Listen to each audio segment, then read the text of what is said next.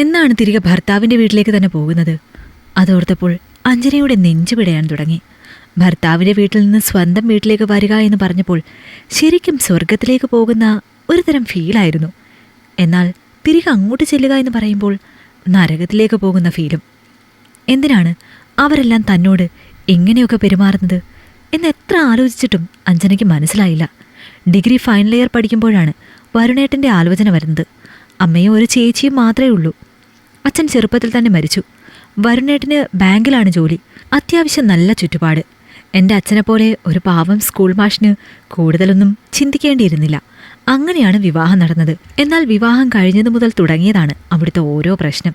വരുണേട്ടൻ്റെ മുന്നിൽ അമ്മ നല്ല പിള്ള ചമയും, എന്നോട് സ്നേഹത്തോടെ പെരുമാറും. പക്ഷേ വരുണേട്ടനൊന്ന് അപ്പുറത്തോട്ടോ ഇപ്പുറത്തോട്ടോ നീങ്ങിയാൽ അമ്മയുടെ തനി ഗുണം കാണിക്കും. കാര്യത്തിൽ ഞാൻ കൂടുതൽ ഇടപെടുന്നത് ആൾക്ക് ഇഷ്ടമല്ല. എല്ലാം സ്വയം ചെയ്തു കൊടുക്കണം. എന്തെങ്കിലും ഞാനായിട്ട് ചെയ്തിട്ടുണ്ടെങ്കിൽ എൻ്റെ മോനെ നിന്റെ സാരിത്തുമ്പിൽ കെട്ടിയിടാനാണോ നീ സോപ്പിട്ട് എൻ്റെ മോനെ കുപ്പിയിലാക്കണ്ട എന്നുള്ള ഡയലോഗുകൾ മുഴുവൻ കേൾക്കേണ്ടി വരും.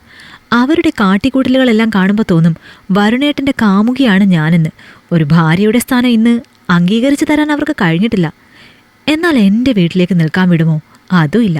ആ നരകത്തിൽ തന്നെ കിടക്കണം. എപ്പോഴെങ്കിലും എൻ്റെ വീട്ടിലേക്ക് വന്നിട്ടുണ്ടെങ്കിൽ പിന്നെ തിരിച്ചു ചെല്ലുമ്പോൾ ഒരാഴ്ച മുഖം വീർപ്പിച്ച് നടക്കും.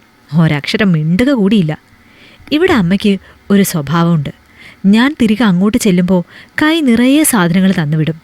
പറമ്പിൽ മുളച്ചു പൊന്തിയ കാച്ചിൽ മുതൽ അമ്മയുടെ കൈകൊണ്ടുണ്ടാക്കിയ ഉണ്ണിയപ്പം വരെ സാധനങ്ങളുണ്ടാകും. അതെല്ലാം അമ്മ സ്നേഹത്തോടെയാണ് അങ്ങോട്ട് തന്നുവിടുന്നത്.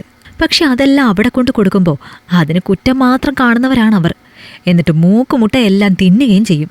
ആദ്യം ഒന്നൊരു കുലസ്ത്രീ ചമഞ്ഞ് ഞാൻ വരുണേട്ടനോട് അവിടെ നടക്കുന്ന കാര്യങ്ങളൊന്നും പറഞ്ഞു കൊടുത്തില്ല. പക്ഷെ പിന്നീട് എനിക്ക് മനസ്സിലായി അത് വെറും മണ്ടത്തരമാണ്. കാരണം അവിടെ നടക്കുന്ന കാര്യങ്ങളെല്ലാം അമ്മ വളച്ചൊടിച്ച് എനിക്കെതിരായി പറഞ്ഞു കൊടുക്കുന്നുണ്ട്. ഒരുപാട് തവണ അങ്ങനെ പറയുമ്പോൾ വരുണേട്ടനും എന്നെക്കുറിച്ച് സംശയം തോന്നും. എല്ലാ പണിയും അമ്മയെക്കൊണ്ട് ചെയ്യിക്കുകയാണെന്ന്.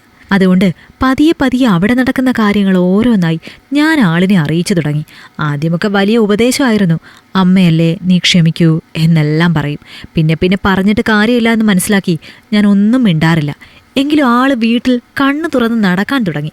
അതോടെ അവിടെയുള്ള പല കാര്യങ്ങളും ആളിനെ നേരിട്ട് കാണാനും കഴിഞ്ഞു. അതോടെ മനസ്സിലായി എത്രത്തോളം അസ്വസ്ഥതകൾ സഹിച്ചാണ് ഞാൻ എവിടെ നിൽക്കുന്നത് എന്ന്. ഇടയ്ക്കാണ് ഞാൻ ഗർഭിണിയാണെന്ന് അറിയുന്നത്. എൻ്റെ നന്മയ്ക്ക് വേണ്ടിയാണെന്ന് തോന്നുന്നു ഡോക്ടർ ഒരു ഉപദേശം കൊടുത്തത്. വൈഫിനിപ്പോൾ വേണ്ടത് സന്തോഷമാണ്. അത് മാക്സിമം നിങ്ങൾ കൊടുക്കാൻ ശ്രമിക്കണമെന്ന്.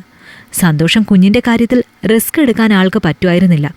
ഒരു ദിവസം എന്നെ അനാവശ്യമായി ചീത്ത പറഞ്ഞ അമ്മയോട് ചെറിയൊരു ശബ്ദത്തിൽ ആളൊന്ന് കയർത്തു. അതോടെ പിന്നെ വലിയ ഒരു നാടകമാണ് അവിടെ അരങ്ങേറിയത്. എൻ്റെ തലയണ മന്ത്രം കേട്ട് അമ്മയെ വീട്ടിൽ നിന്ന് അടിച്ചോടിക്കാൻ ശ്രമിച്ച കഥയിലെ നായകനായി വരുണേട്ടൻ. ഇവരെ കൊണ്ടെല്ലാം ഇതൊക്കെ ചെയ്യിപ്പിക്കുന്ന ഒരു വില്ലത്തി ഞാനും. അമ്മ നെഞ്ചത്തടിക്കുന്നു, നിലവിളിക്കുന്നു. അപ്പോഴേക്ക് നാട്ടുകാർ എല്ലാം ഓടി വരുന്നു. അതോടെ വരുണേട്ടന് നിയന്ത്രണം നഷ്ടപ്പെട്ടു. ഇത്രയും നാൾ അവിടെ നടന്ന കാര്യങ്ങൾ മുഴുവൻ ആൾ വിളിച്ചു പറഞ്ഞു. അത് പിന്നെ വലിയ പ്രശ്നമായി. അമ്മയായിട്ട് തന്നെ ഞങ്ങളോട് ഇറങ്ങിപ്പോയിക്കോളാൻ പറഞ്ഞു. വരുണേട്ടൻ എന്നോട് എടുക്കാനുള്ളതെല്ലാം എടുത്തിട്ട് ഇറങ്ങാൻ പറഞ്ഞു. ഞങ്ങൾ ഇറങ്ങുമ്പോൾ അമ്മ ഞങ്ങളെ ഒന്ന് നോക്കാൻ പോലും കൂട്ടാക്കാതെ നിൽക്കുന്നുണ്ടായിരുന്നു. എങ്കിലും മനസ്സിന് വല്ലാത്തൊരു സമാധാനം തോന്നി. ഇനി ആ ദുർമുഖം കാണണ്ടല്ലോ, തിരിച്ച് ഈ വീട്ടിലേക്ക് തന്നെ വരേണ്ടി വരരുത് എന്ന് മാത്രമാണ് ആ പടി ഇറങ്ങുമ്പോൾ ആത്മാർത്ഥമായി പ്രാർത്ഥിച്ചത്. അവിടെ നിന്ന് വരുണേട്ടൻ എന്നെ നേരെ കൊണ്ടുപോയത് ചെറിയൊരു ടെറസ് വീട്ടിലേക്കാണ്. അവിടെ ഭംഗിയുള്ള ഒരു കൊച്ചു വീട്. വാടകയ്ക്കാണെങ്കിൽ കൂടി ആ വീടിന് ഒരു പ്രത്യേക മമത നിറയുന്നത് അറിഞ്ഞു. അപ്പോഴാണ് വരുണേട്ടൻ മറ്റൊരു കാര്യം പറയുന്നത്. കയ്യിലുണ്ടായിരുന്ന പണം മുഴുവൻ കൂട്ടിവെച്ച് അദ്ദേഹം വാങ്ങിയതാണത്രേ ഈ വീട്. അതോടെ മനസ്സ് നിറഞ്ഞു. ഇനി ഇവിടെ നിന്ന് എങ്ങോട്ടും പോകണ്ട, ഞങ്ങളുടേതായ ഒരു കൊട്ടാരം. ഗർഭകാല അസ്വസ്ഥതകൾ വേണ്ടുവോളം ഉണ്ട്. എന്നാലും അതെല്ലാം ആസ്വദിക്കുകയാണ് ഞാൻ. കാരണം ഇവിടെ ഞങ്ങൾ രണ്ടുപേരും തമ്മിലുള്ള സ്നേഹം മാത്രമേ കാണാനുള്ളൂ. മുഖം വീർപ്പിക്കാനും ശപിക്കാനും ഒന്നും ആരും തന്നെയില്ല. അതിൻ്റെ ഒരു സുഖം അതൊന്ന് വേറെ തന്നെയാണ്. ഇഷ്ടമായെങ്കിൽ ലൈക്ക് ചെയ്യൂ. നിങ്ങളുടെ അഭിപ്രായങ്ങൾ കമന്റായി രേഖപ്പെടുത്തൂ. കൂടുതൽ കഥകൾ കേൾക്കാൻ ഈ ചാനൽ സബ്സ്ക്രൈബ് ചെയ്യൂ.